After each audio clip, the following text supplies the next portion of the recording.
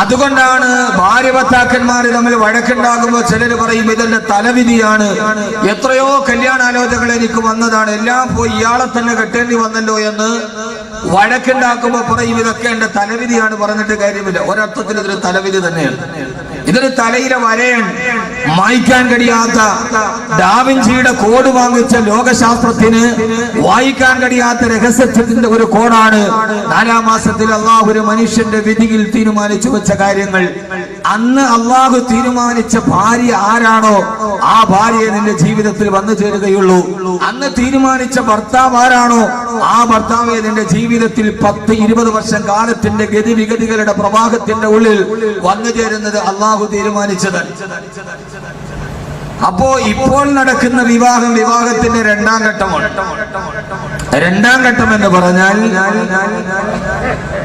ഈ മാതാവിന്റെയും പിതാവിന്റെയും ഉള്ളിലൂടെ കടന്നു വന്ന കുട്ടി 18 വർഷം പൂർത്തിയാകുമ്പോ 25 വർഷം ആണിന് പൂർത്തിയാകുമ്പോ ആ സമയത്ത് അവരുടെ മാതാപിതാക്കൾ തന്റെ മകൾക്ക് ഒരു വരനെയും തന്റെ മകന് ഒരു വധുവിനെയും തരുമ്പോ നാട്ടിൽ ആരെങ്കിലും ഒക്കെ പറഞ്ഞ് 2 കുടുംബങ്ങൾ തമ്മിൽ കൂടിച്ചേർന്ന് അവര് തമ്മിൽ പരസ്പരം സംസാരിച്ച് അവര് തമ്മിൽ ധാരണയിലെത്തി നമ്മുടെ ഇപ്പോഴത്തെ ഒരു തീരുമാനപ്രകാരം പൊള്ളാച്ചി ചന്തയിൽ പോത്തിന് വെക്കണ മാതിരി പരസ്പരം അങ്ങോട്ടും ഇങ്ങോട്ടും വരന്റെ ഇറച്ചിയുടെ തൂക്കവും വധുവിന്റെ കവിളിന്റെ തടുപ്പും ഒക്കെ വെച്ച് പൊള്ളാച്ചി ചന്തയിലെ പോത്തിന് വിലയിടുന്നത് മാതിരി അങ്ങോട്ടും ഇങ്ങോട്ടും വിലയൊക്കെ ഉറപ്പിച്ച് മാർക്കറ്റിൽ പറ്റിയ കാളയ്ക്ക് എങ്ങനെയാണല്ലോ, നല്ല തൂക്കമുള്ള കാളയ്ക്ക് എത്രയും വില, നല്ല മെലിഞ്ഞു പോയതാണെങ്കിൽ ആരെങ്കിലും ഒക്കെ ഒന്നും കഴിഞ്ഞിട്ട് ആർക്ക് ഇല്ലെങ്കിൽ എടുത്തോണ്ട് പോവുക. അങ്ങനെ മാർക്കറ്റിലെ ഒരുമാതിരി ഏതാണ്ട് ഈ കച്ചവട കമ്പോളവൽക്കരിക്കപ്പെട്ട ലോകത്തെ അങ്ങനെ പരസ്പരം നമ്മൾ പറഞ്ഞുറപ്പിച്ച് ഒരു ഖതീബിന്റെ മുമ്പിൽ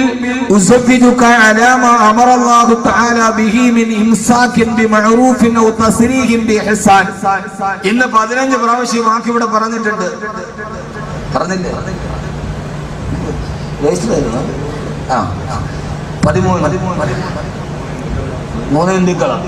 എന്നാലും അത് മലയാളത്തിൽ പറഞ്ഞിട്ടുണ്ട്. 3 ഹൈന്ദവ സുഹൃത്തുക്കളായിട്ട് ഇത് പറയാതിരുന്നിട്ടില്ല, അത് മലയാളത്തിൽ പറഞ്ഞിട്ടുണ്ട്. ഹൈന്ദവരുടെ സാധാരണ വിവാഹ കർമ്മം അഗ്നിയെ സാക്ഷിയാക്കി ഭർത്താവിന്റെ ഭാര്യയുടെ തുമ്പിൽ അല്ല ഭർത്താവിന്റെ ഈ വസ്ത്രത്തിന്റെ തുമ്പി പിടിച്ചിട്ട് ഭാര്യ നടക്കണമെന്നാണ്.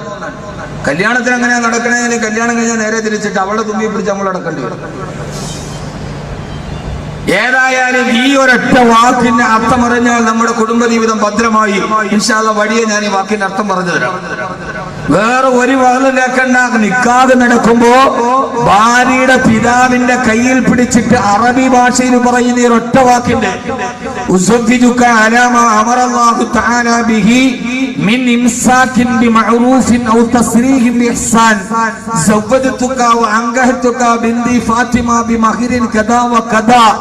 എന്ന് പറയുന്ന ആ വാക്കിന്റെ അർത്ഥമറിഞ്ഞാൽ ഒരു ഭർത്താവും ഭാര്യയെ പിന്നെ വഴക്ക് പറയില്ല. ഇൻഷാ അല്ലാഹ് അത് ഞാൻ പിന്നീട് പറയാം. ഇത് വിവാഹത്തിന്റെ 2-ാം ഘട്ടമാണ്. നിക്കാഹ് നടക്കുന്നത് വിവാഹത്തിന്റെ 2-ാം ഘട്ടമാണ്.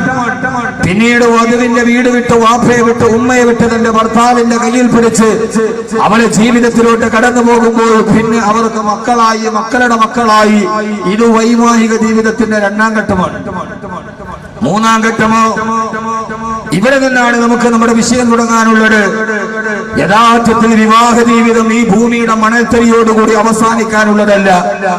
പള്ളിക്കാട്ടിലേക്ക് ഭർത്താവ് മണ്ണിന്റെ അടിയിലേക്ക് ലയിച്ചു ചേർന്നാൽ ഭാര്യ വിധവയായാൽ പിന്നെ തീരെ ചാടി മരിക്കുവാനല്ല. അള്ളാഹുവിന്റെ ഖുർആൻ പറഞ്ഞത് പ്രതീക്ഷയോടെ ഭാര്യയോട് കാത്തിരിക്കാനാണ്. ഭാര്യ ആരടി മണ്ണിന്റെ ഉള്ളിലേക്ക് ലയിച്ചു ചേർന്നാൽ ഭർത്താവിനോട് പറഞ്ഞത് പ്രതീക്ഷയോടെ കാത്തിരിക്കുക. കാരണം വൈവാഹിക ജീവിതത്തിന് 3-ാമതൊരു ഘട്ടമുണ്ട്. ആ ഘട്ടമാണ് അവരും അവരുടെ ഭാര്യമാരും നാളെ സ്വർഗലോകത്ത് സ്വർണ്ണ നൂലുകൾ കൊണ്ട് നെയ്തുണ്ടാക്കപ്പെട്ട സ്വർണ്ണക്കട്ടിലിൽ അവര് ചാരിയിരുന്ന് കാലങ്ങളില്ലാത്ത മരണമില്ലാത്ത രോഗമില്ലാത്ത കടമില്ലാത്ത പ്രയാസമില്ലാത്ത ആദികളില്ലാത്ത വ്യാധികളില്ലാത്ത വ്യതകളില്ലാത്ത ശ്രദ്ധകളില്ലാത്ത പരാതിയില്ലാത്ത പരിമിതിയില്ലാത്ത പരിദേവനമില്ലാത്ത പരിതാപമില്ലാത്ത വൈക്ലഭ്യമില്ലാത്ത കണ്ണുനീരില്ലാത്ത സങ്കടമില്ലാത്ത ദുഃഖമില്ലാത്ത പ്രയാസങ്ങളില്ലാത്ത പിണക്കങ്ങളില്ലാത്ത ഇണക്കങ്ങളില്ലാത്ത, വഴക്കില്ലാത്ത, വക്കാണമില്ലാത്ത, കുശുമ്പില്ലാത്ത, കുശുകുശുപ്പില്ലാത്ത, കുന്നായ്മയില്ലാത്ത, കുതന്ത്രങ്ങളില്ലാത്ത, ചതിയില്ലാത്ത, വഞ്ചനയില്ലാത്തൊരു ജീവിതമുണ്ട്. ആ ജീവിതത്തിലേക്കാണ് നിങ്ങളുടെ വിവാഹത്തിന്റെ 3-ാം ഘട്ടം കടന്നു പോവുക. ആ 3-ാം ഘട്ടത്തിലെ വൈവാഹിക ജീവിതത്തിനു വേണ്ടി ഈ ഭൂമിയിൽ കടവും രോഗവും ഏൽപ്പിച്ച കണ്ണുനീരുകൾക്ക് പകരം നാളെ ഇതൊന്നുമില്ലാതെ ജീവിതത്തിൽ സുഖമറിയാത്ത, ജീവിതത്തിന്റെ രസമറിയാത്തവർക്ക് അള്ളാഹു പറയുക, സന്തോഷത്തോടെ ജീവിച്ചാൽ നാളെ നിങ്ങൾക്ക് കാലാകാലം 60 വർഷമല്ല 70 വർഷത്തെ പരിമിതികളില്ല. യാതൊരുവിധ ഖാലിദീന ഫീഹാ അബദാ, യാതൊരുവിധ പരിധികളില്ലാത്ത, കാലാകാലത്തോളം അസ്രായീൽ നിങ്ങളെ തേടി വരാത്ത, നിങ്ങൾ പേടിയോടെ കാത്തിരിക്കുന്ന മരണത്തിന്റെ മാലാഖമാർ നിങ്ങളെ ആരും പിടിച്ചുകൊണ്ട് പോകാതിരിക്കാൻ കാവല് നിൽക്കുന്ന ആ ഒരു ലോകത്തേക്ക് നിങ്ങളുടെ വിവാഹത്തിന്റെ 3-ാം ഘട്ടം കടന്നു പോകും. ആ 3-ാം ഘട്ടം കടന്നു പോകുമ്പോ നാളെ സ്വർഗത്തിന്റെ ഏറ്റവും പ്രധാനപ്പെട്ട മാളിക, നാളെ സ്വർഗത്തിലെ ഏറ്റവും നല്ല മാളിക, ഏറ്റവും വാതിലുകളുള്ള എല്ലാ വാതിലുകളുടെയും മലക്കുകൾ കടന്നു വന്ന് സലാമുൻ അലൈക്കും, അസ്സലാമു അലൈക്കും, അസ്സലാമു അലൈക്കും എന്ന് അള്ളാഹുവിന്റെ മലക്കുകൾ ഓരോ വാതിലൂടെയും കടന്നു വന്ന് സലാം പറയുന്ന വീടുകളുണ്ട് അവിടെ. ആ വീടുകൾ ആർക്കാണ് എന്ന് ചോദിച്ചപ്പോ അള്ളാഹുവിന്റെ ഖുർആൻ പറഞ്ഞത് ലോകത്തിലെ സ്വർഗലോകത്തിലെ ഏറ്റവും സുന്ദരമായ വീടാർക്കാ? അള്ളാഹുവിന്റെ ഖുർആൻ പറയാണ്, നാളെ സ്വർഗത്തിൽ ചെല്ലുമ്പോ ആ സ്വർഗത്തിലെ ഏറ്റവും മനോഹരമായ ഭവനം അല്ലാഹു കൊടുക്കുന്നതാർക്കാ? ഓ വല്ലദീന യസിലൂന മാ അമറല്ലാഹു ബിഹി അൻ യൂസല വയഖ്ശൗന റബ്ബഹും വയഖാഫൂന സൂഅൽ ഹിസാബ്. ഇത് അഹ്മദ് കബീർ എവിടെ നിന്നെങ്കിലും പറയുന്നതല്ല. 15 ജീവിതത്തിലേക്ക് കടന്നുപോയ ദമ്പതികളുടെ ഈ ലോകത്ത് വെച്ചുകൊണ്ട് ആദ്യമായി 4-ാം വാർഷികത്തിലെ ഹസരത്ത് ആയിഷ സത്യദൂതരുടെ സഹധർമ്മിണി എന്ന റബീന്റെ പൊന്നമ്പിളി തിങ്കൾക്കല ഇപ്പോഴും വിട പറഞ്ഞു പോകാൻ മനസ്സ് കാണിക്കാതെ മുത്തുനബിയുടെ സലാത്ത് കേട്ട് നാണം കുണുങ്ങി പടിഞ്ഞാറൻ ചക്രവാളത്തിന് വീണ്ടും തിരിച്ചു വരാൻ കാതോത്തു നിൽക്കുന്ന ഈ റബീന്റെ പൊന്നമ്പിളി ദിവസങ്ങള് ഒരിക്കൽ കൂടി നാം ഓർക്കുകയാ. നാളെ പരലോകത്ത് അല്ലാഹു നൽകുന്ന, നാളെ സ്വർഗത്തിലെ ഏറ്റവും മനോഹരമായ വീട് അല്ലാഹു നൽകുന്നതാർക്കാ? അത് തഹജ്ജുദ് നിസ്കരിച്ചവന് മാത്രമല്ല, അത് സദഖ കൊടുത്തവന് മാത്രമല്ല, അതെല്ലാ വർഷവും കഅബാലയത്തിൽ പോയി മുക്തി മണത്തി വന്നവന് മാത്രമല്ല. അല്ലാഹുവിന്റെ ഖുർആൻ ബന്ധങ്ങളുടെ പവിത്രത പറയുകയാ. വല്ലദീന യസിലൂന മാ അമറല്ലാഹു ബിഹി അൻ യൂസലാ. അല്ലാഹു കൂട്ടിച്ചേർക്കാൻ പറഞ്ഞ ബന്ധങ്ങളെ വിട്ടുപോകാതെ കൂട്ടിച്ചേർക്കുന്നവന് അടിവരയിട്ട് പഠിക്കണേ. ആർക്കാണ് ഈ സുന്ദര ഭവനമെന്നറിയോ? വല്ലദീന യസിലൂന മാ അമറല്ലാഹു അൻ യൂസലാ. അല്ലാഹു കൂട്ടിച്ചേർത്ത് പിടിക്കാൻ പറഞ്ഞ ബന്ധങ്ങളെ വിട്ടുപോകാതെ, അകന്നു പോകാതെ ആര് കൂട്ടിച്ചേർത്ത് പിടിക്കുന്നുവോ അവനാണ് നാളെ അല്ലാഹു നൽകുന്നത്. ഉലൈക ലഹും ഉഖ്ബദ്ദാർ. അവനാണ് നാളെ പരലോകത്തില് ഏറ്റവും മനോഹരമായ ഭവനം അല്ലാഹു നൽകുക. കൂട്ടിച്ചേർക്കാൻ പറഞ്ഞ ബന്ധങ്ങളെ ഏതാണ്? കൂട്ടിച്ചേർക്കാൻ പറഞ്ഞ ബന്ധങ്ങളേടാ? അവിടെ മുഫസ്സിരീങ്ങളെ രേഖപ്പെടുത്തുന്നുണ്ട്. പള്ളിയിലെ ഖത്തീബ് നിന്റെ വാതിന്റെ കൈ പിടിച്ചിട്ട് നിന്റെ ഭാര്യയുടെ പിതാവിന്റെ കൈ പിടിച്ചു കൂട്ടിച്ചേർത്ത് വെച്ചിട്ട് ഇവിടെ വെച്ച് നിന്നെ ഞാൻ ഒന്നാക്കി തരികയാണ്, ഇനി വിട്ടു പോകരുത്, പരസ്പരം അകന്നു പോകരുത്, അവളെ നീ കരയിക്കരുത് എന്ന് പറഞ്ഞിട്ട് അല്ലാഹു കൂട്ടിച്ചേർത്ത് തന്ന ബന്ധം അത് ഭാര്യ ഭർത്താക്കന്മാരുടെ ബന്ധമാണ്. ഭാര്യ ഭർത്തൃ ബന്ധമെന്ന ജീവിതത്തിന് ഏതോ ഒരു മേഖലയിൽ വെച്ച് കൂടിച്ചേരുന്ന ആ ബന്ധത്തെ പിന്നീട് വിട്ടുപോകാതെ അവസാനം വരെ കൂട്ടിച്ചേർത്ത് പിടിച്ചവർ അവരകന്നു പോയിട്ടില്ല, അവര് പിണങ്ങി മാറിയിട്ടില്ല, അവര് പരസ്പരം വൈരാഗ്യത്തോടെ മാറിക്കടന്നിട്ടില്ല. കുടുംബ ബന്ധത്തിന്റെ പവിത്രത അറിയാൻ ആരാണ് ഭാര്യ, ആരാണ് ഭർത്താവെന്നറിയാൻ അല്ലാഹുവിന്റെ ഖുർആൻ പറയുന്ന നാളെ പരലോകത്ത് സ്വർഗത്തിലെ ഏറ്റവും വലിയ ഭവനം നൽകുന്നതാർക്കാ?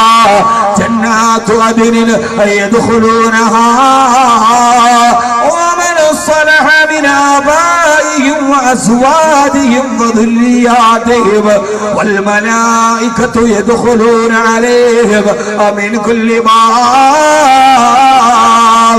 ഇതൊന്നും വെറുതെയല്ല, സൂറത്ത് ഹൂദ് പാരായണം ചെയ്യുക.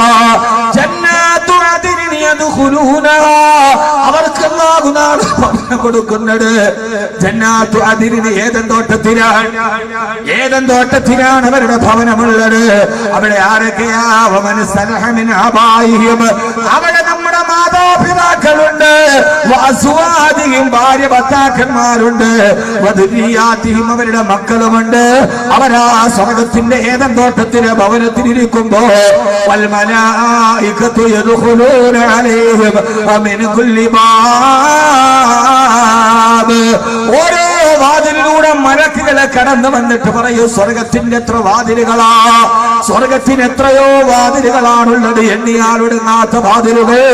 ആ വാതിലുകളോട് വാനലോകത്തെ മലക്കുകൾ വന്നിട്ട് ഭാര്യ ഭർത്താക്കന്മാരിരിക്കുന്ന ഏദൻ തോട്ടത്തിന്റെ ജന്നാത്തു അദീനിന് ഏദൻ തോട്ടത്തിൽ സുന്ദരി പെണ്ണിന്റെ കാലിൽ കിടക്കുന്ന വെള്ളിക്കൊലുസ് പോലെ അരുവികളെ തടം തല്ലിയാത്തതുകൊണ്ട് ആ വീട്ടിലിരിക്കുന്ന ഭാര്യ ഭർത്താക്കന്മാരോട് ഒരേ വാതിലൂടെയും മലക്കുകൾ വന്നിട്ട് പറയുമത്രേ, സലാമുൻ അലൈക്കും, അസ്സലാമു അലൈക്കും, അസ്സലാമു അലൈക്കും, നിങ്ങൾക്ക് സമാധാനം ഉണ്ടാവട്ടെ, അല്ലാഹു നിങ്ങൾക്ക് ശാന്തി നൽകട്ടെ.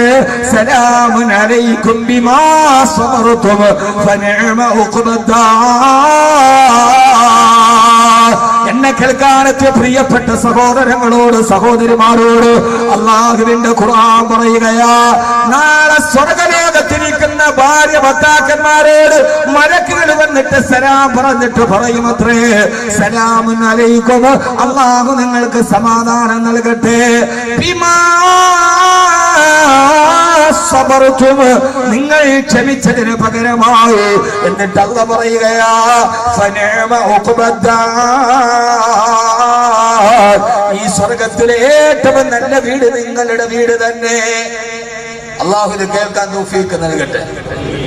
ആമീൻ പറ മനുഷ്യന്മാരെ, അല്ലാഹു ഇത് കേൾക്കാൻ തൗഫീഖ് നൽകട്ടെ.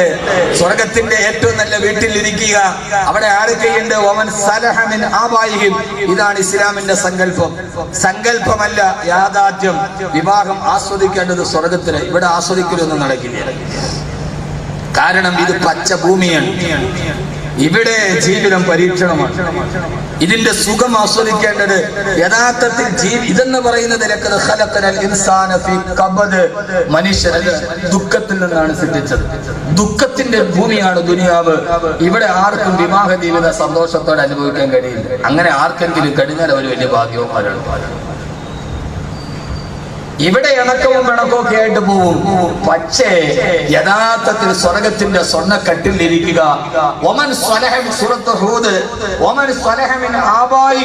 നിങ്ങളുടെ സ്വാലിഹീങ്ങളായ മാതാപിതാക്കൾ, നിങ്ങളുടെ ഭാര്യ ഭർത്താക്കന്മാർ, നിങ്ങളുടെ മക്കൾ ഒക്കെ ഇരിക്കുമ്പോ ജന്നാത്തു അദ്നിൻ യദ്ഖുലൂനഹ, ആ സ്വർഗത്തിലിരിക്കുമ്പോൾ വൽ മലായികത്തു യദ്ഖുലൂന അലൈഹിം മിൻ കുല്ലി ബാബ്, സ്വർഗത്തിന്റെ ഓരോ വാതിലൂടെ മലക്കുകൾ വന്നിട്ട് പറയും, സലാമുൻ അലൈക്കും, സലാമുൻ അലൈക്കും, അസ്സലാമു അലൈക്കും, അസ്സലാമു അലൈക്കും, അല്ലാഹു നിങ്ങൾക്ക് സമാധാനം നൽകട്ടെ, സന്തോഷം നൽകട്ടെ.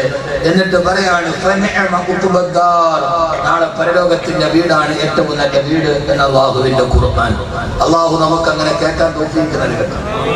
ആമീൻ പറഞ്ഞാൽ മാത്രം പോരാ, നാളെ മാതാപിതാക്കളോടും ഭാര്യയോടും മക്കളോടും ഒത്തും സ്വർഗത്തിന് ആ കട്ടിൽ അങ്ങനെ ചാരി സുഖമായിട്ടിരുന്ന് മലക്കുകളുടെ ഈ വാക്ക് കേൾക്കണമെന്ന് ആഗ്രഹമുള്ളതൊക്കെ ഒന്ന് കൈവക്കും. ഇപ്പൊ ഞാനൊരു പരിപാടി പറഞ്ഞുതരാം. താത്തല കൈ താത്തരുത്, ഒക്കെ കൈയുള്ളവരൊക്കെ ജീവിതത്തിൽ എന്ത് വന്നാലും ക്ഷമിക്കാൻ കഴിവുള്ളവരൊക്കെ കൈവക്കും. ക്ഷമിക്കാൻ കഴിവുള്ളവർ മാത്രം. നമ്മുടെ പെണ്ണുങ്ങൾ വലിയ ഭാഗ്യവന്മാര്, വലിയ ഭാഗ്യവതിയാണ്. ഇപ്പൊ അവിടെ കുടുംബജീവിതത്തിൽ പ്രശ്നം ഉണ്ടാകുന്നില്ല. ഇവിടെ അല്ലാഹുവിന്റെ ഖുർആൻ പറഞ്ഞ ഒരേ ഒരു നിബന്ധന,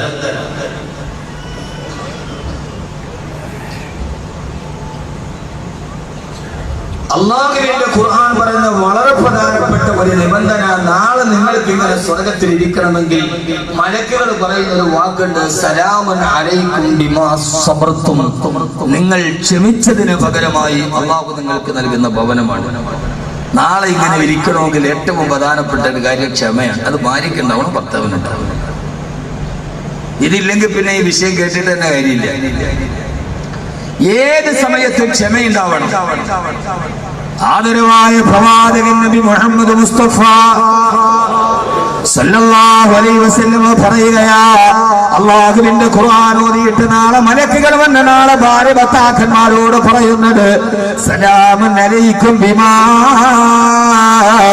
സബർതും ഫനിഅമ ഉഖബദ്ദാർ. നിങ്ങളുടെ ജീവിതത്തിൽ വന്ന എല്ലാ പ്രശ്നങ്ങളെയും ക്ഷമയോടെ നിങ്ങൾ തരണം ചെയ്തതിന് അല്ലാഹു നിങ്ങൾക്ക് നൽകിയ പ്രതിഫലമാണിതെന്ന് അല്ലാഹുവിന്റെ മലക്കുകൾ നാളെ വന്നവരോട് പറയുമെന്ന് അല്ലാഹുവിന്റെ വിശുദ്ധ ഖുർആൻ. അതുകൊണ്ട് ആദ്യം വേണ്ടത് ക്ഷമയാണ്. ജീവിതത്തിന് ക്ഷമ എന്ന 2 അക്ഷരത്തിന്റെ മുകളിലാണ് കുടുംബജീവിതം മുന്നോട്ട് പോവുക. എന്നാലേ നമുക്കങ്ങനെ ആവാൻ കഴിയുകയുള്ളൂ. ആദ്യമായി വിവാഹം കഴിഞ്ഞ ഭാര്യ ഭർത്താക്കന്മാരോട് അല്ലാഹു തന്നെ പറഞ്ഞത്, ആദ്യം വിവാഹം കഴിഞ്ഞ ഭാര്യ ഭർത്താക്കന്മാർ ആദം നബി ഹവ്വാ ബീവിമാ, അവരുടെ വിവാഹത്തിന് കാർമികത്വം വഹിച്ചത് മലക്കുകളും പടച്ചിറപ്പുമാ. ആ വിവാഹം കഴിഞ്ഞ ഉടനെ, ആദ്യം വിവാഹം കഴിഞ്ഞ ഉടനെ അല്ലാഹു സുബ്ഹാനഹു വ തആല വിവാഹം കഴിഞ്ഞ നവദമ്പതികളോട് ആദം നബിയോടും ഹവ്വാ ബീവിയോടും അല്ലാഹു പറഞ്ഞ നിർദ്ദേശമേടെന്നറിയോ?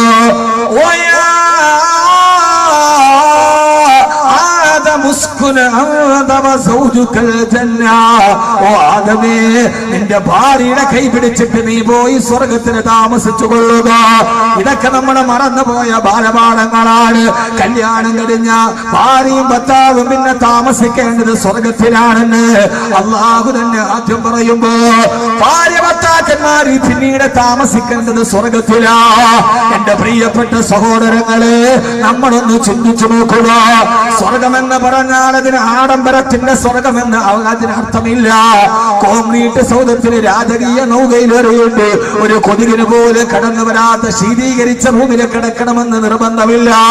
പിന്നെയോ ഭാര്യ ഭർത്താക്കന്മാർ എവിടെ താമസിക്കുന്നുവോ അത് അഴീക്കോട് കടപ്പുറത്ത് ചാളത്തടി ചാരി വെച്ചിട്ട് ഓലക്കാട് കൊണ്ട് മറച്ചുണ്ടാക്കിയ വേലിയേറ്റം വന്നാൽ കടലെടുത്തിട്ട് കവർന്നു പോകുന്ന മണൽത്തരിയുടെ മുകളിൽ വെറും ഓലപ്പായ വിരിച്ചിട്ട് കിടക്കുന്ന കുടിലാകട്ടെ, ആ കുടിലിലേക്കാണ് വിവാഹം കഴിഞ്ഞിട്ട് ഭാര്യയും ഭർത്താവ് പോയത്. എവിടെയാണോ ഭാര്യയും ഭർത്താവ് താമസിക്കുന്നത് അവിടമാണ് സ്വർഗമാകേണ്ടത്.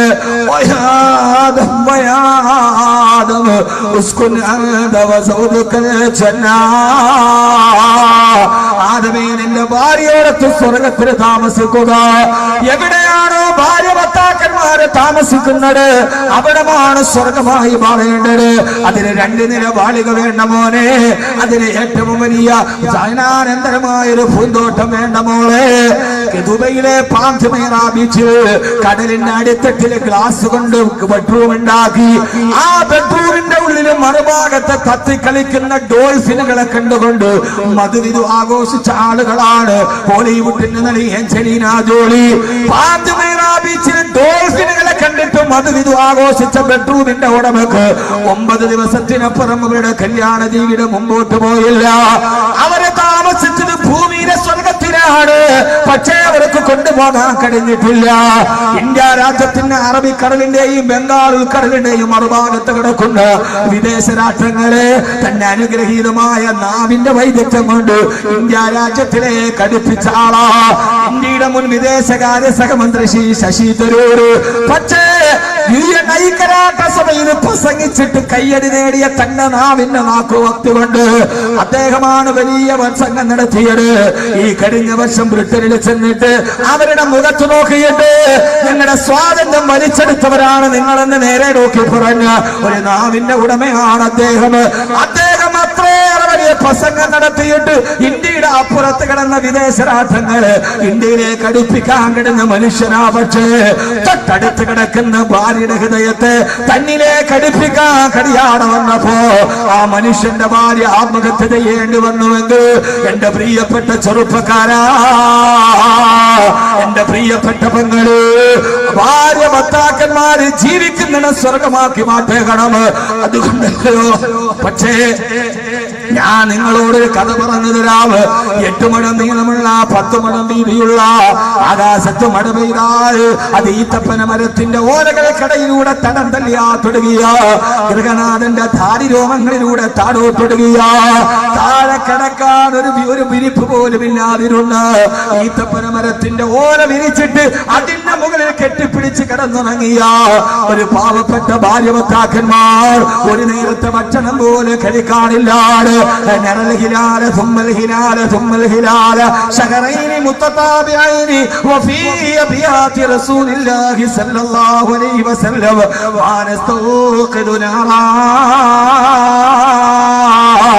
ഞങ്ങളുടെ വീട്ടിൽ 3 മാസത്തോളം അടുപ്പിന് തീ പുകയാത്ത ദിനരാത്രങ്ങൾ കടന്നു പോയിട്ടുണ്ട്.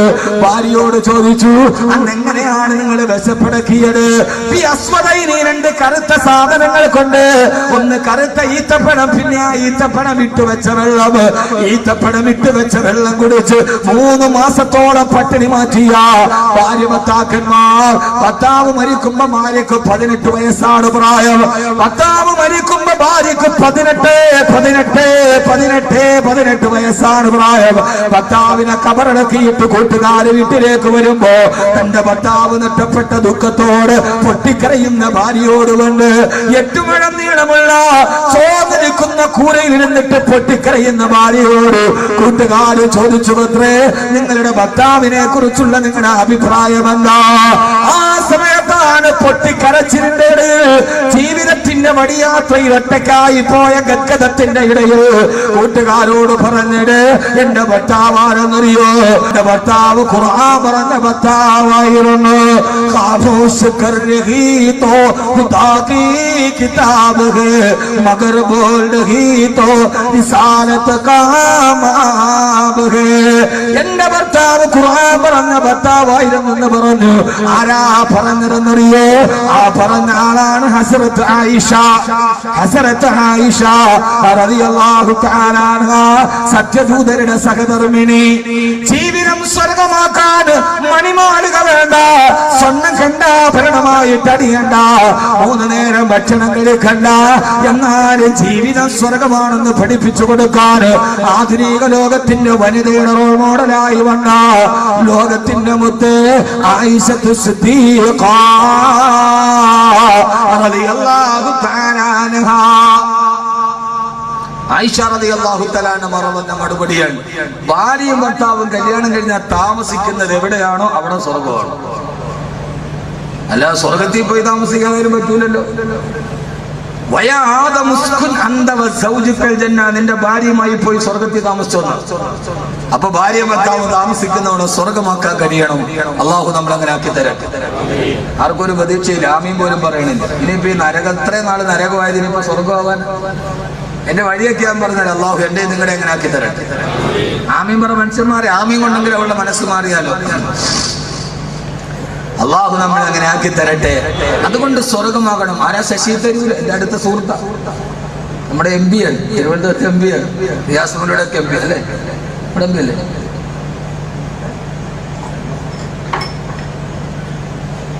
നിങ്ങൾ നാട് വിട്ട അവിടെ ഞങ്ങളുടെ സമ്പത്താ, ലയ സമ്പത്താ.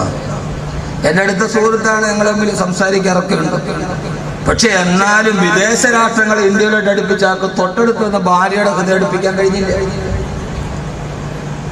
പക്ഷെ എന്നാൽ മുഴുവൻ പട്ടിണിയായിട്ടും മാറി ഉടുക്കാൻ ഒരു വസ്ത്രമില്ലാതിരുന്നിട്ടും ഭർത്താവ് മരിച്ചപ്പോൾ സംതൃപ്തിയോടെ മറുപടി പറയുന്ന ഒരു ഭാര്യയെ സിദ്ധിച്ചെടുക്കാൻ ഹബീബായ നബി മുഹമ്മദ് മുസ്തഫ, ഹബീബായ നബി മുഹമ്മദ് മുസ്തഫ. സലാത്ത് പറഞ്ഞ വിഷയം പറയില്ല, ഞാൻ നിർത്തും. 11:30 വരെ വാദം പറയും. അത് പറഞ്ഞ കാര്യം എന്ത് വിഷയമാണേലും ശരി. ഇന്ന് പറയാൻ നമ്മൾ ഇന്നലെ പറഞ്ഞിട്ടുണ്ടെന്ന് ഞാൻ അറിഞ്ഞു. 1:30 മണി വരെ ഇന്നലെ ഞാൻ വിളിക്കുന്നുണ്ട് കുമ്മനത്ത്. തുടക്കമായതുകൊണ്ടാണ്, കുറച്ച് കഴിയുമ്പോൾ നിർത്തിക്കോളൂ. 1:30 വരെയൊക്കെ ഇന്നലെ വാദം പറഞ്ഞു. ഞാൻ കുമ്മനത്തെ വിളിക്കുന്നുണ്ട്, എൻ്റെ അടുത്ത സുഹൃത്താ, നല്ല ആളാ. അള്ളാഹു ആഫിയത്ത് കൊടുക്കട്ടെ. അത് തുടങ്ങിയതല്ലോ, അതുകൊണ്ടാണ്. കുറച്ച് കഴിയുമ്പോൾ 12 മണിക്കൊക്കെ വാച്ച് നോക്കിക്കോളൂ. ഞാൻ 5 മണി വരെയൊക്കെ വാദം പറഞ്ഞിട്ടുണ്ട്. അടിമാലിയിൽ വാദം പറഞ്ഞിട്ട് സ്റ്റേജിൽ നിന്ന് അറിയുമ്പോൾ സുബൈക്ക് വാങ്ങി 7.5 മണിക്കൂർ വാദം പറഞ്ഞിട്ടുണ്ട്. തൂക്കുപാലത്ത് വരെയും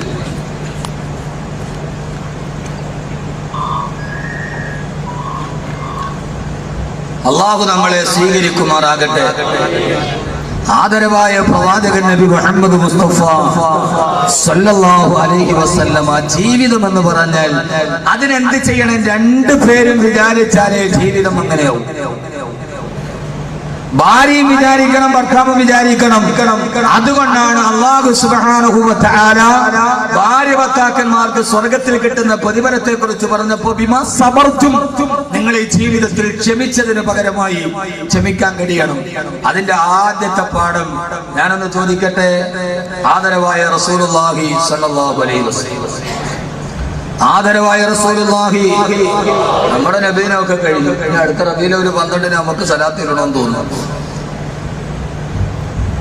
ആദരവായ പ്രവാചകൻ നബി മുഹമ്മദ് മുസ്തഫ സല്ലല്ലാഹു അലൈഹി വസല്ലമ, ഇവിടെ ജീവിതം ഒരു ഡിഫറൻസിയേഷന്റെ തത്വശാസ്ത്രമാണ്. ഇവിടെ ഒരു മാനസിക വശമുണ്ട്.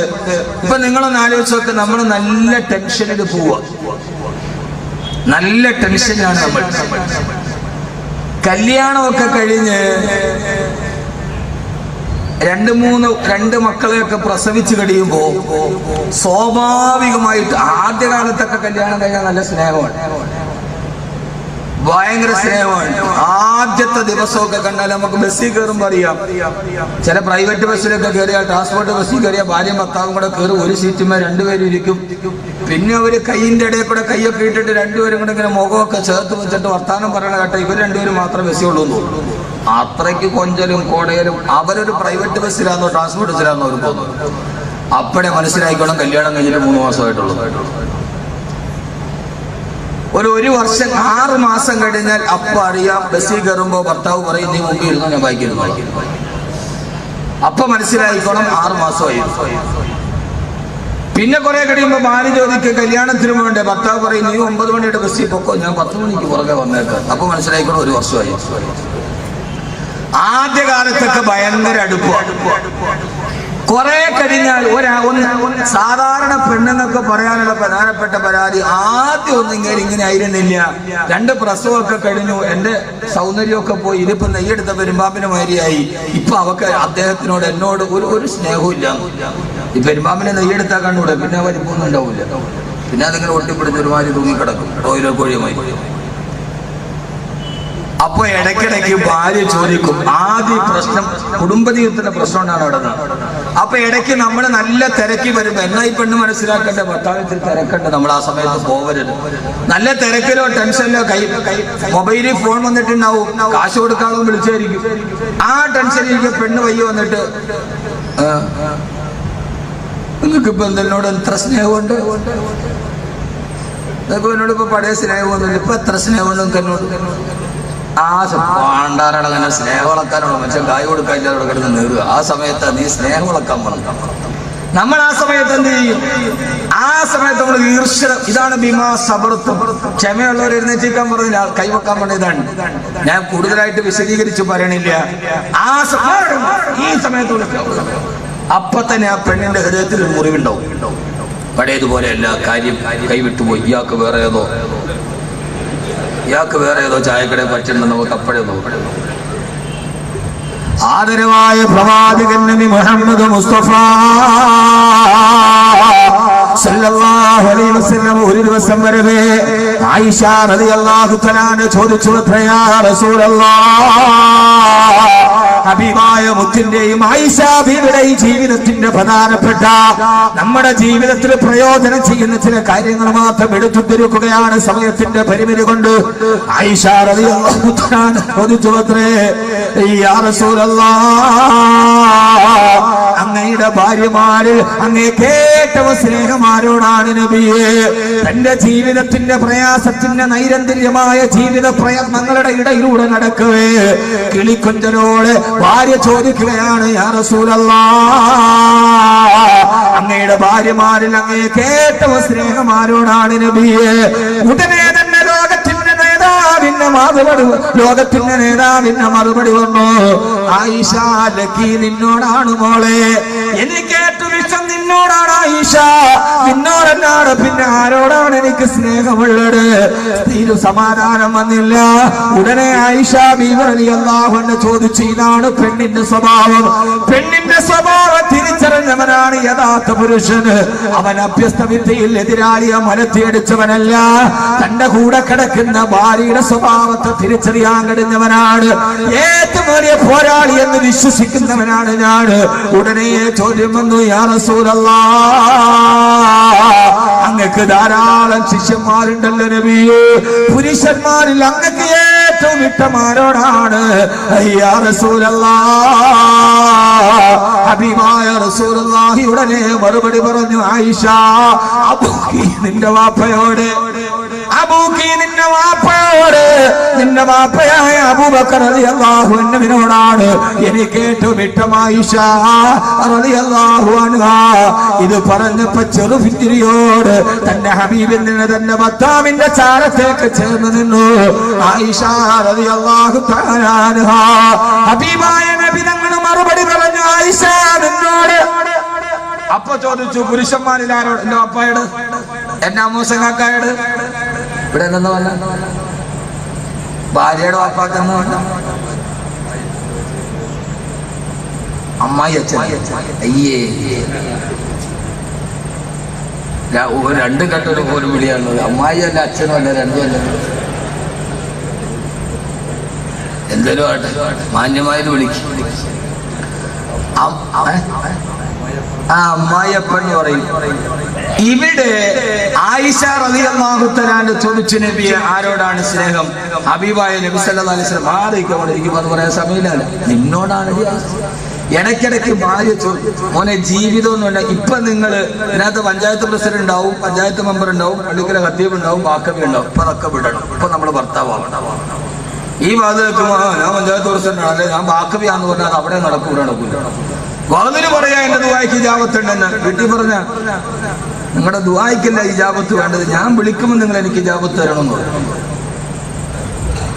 ആ സമയത്ത് യഥാർത്ഥത്തിൽ ഒരു കൊച്ചുകുട്ടിയെ പോലെയാണ്. ഭാര്യ ചോദിക്കാണ്, നിങ്ങൾക്ക് ഇപ്പൊ എന്നോട് സ്നേഹമുണ്ടാ?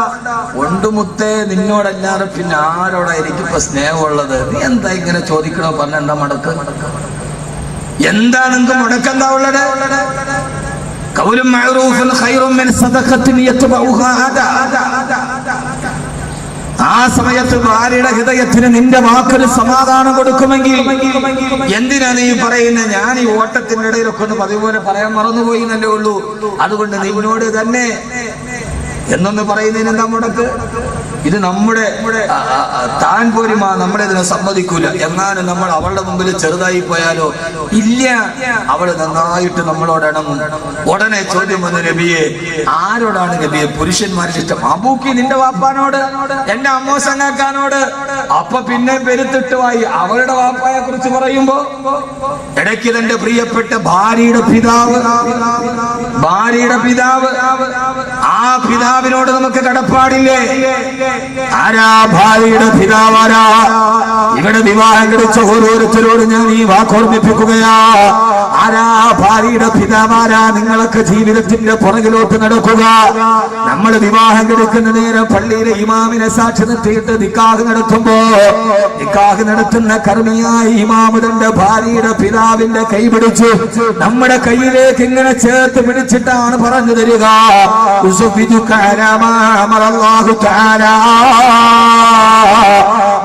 من إمساك بمعروف وتسريح بإحسان.